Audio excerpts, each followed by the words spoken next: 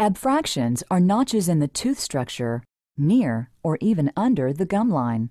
An important factor is improper forces on teeth, which can be caused by a misaligned bite or the grinding and clenching of teeth sooner than the rest.